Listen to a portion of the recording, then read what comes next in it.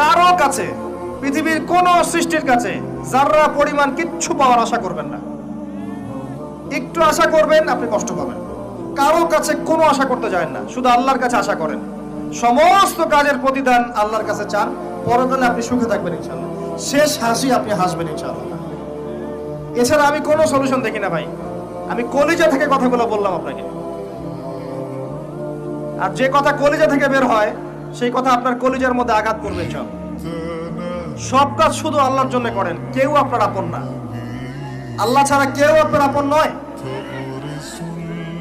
আপনি ভুল করবেন যদি আপনি অন্য কাউকে আপন মনে করেন। আপনার পলিটিক্যাল লিডার, আপনার প্রশাসনের স্যার, আপনার পরিবারের স্ত্রী, আপনার সন্তান, হাবি হাবি যা যা আছে, যদি মনে করেন আমার আপনজন, আপনি ভুল করবেন।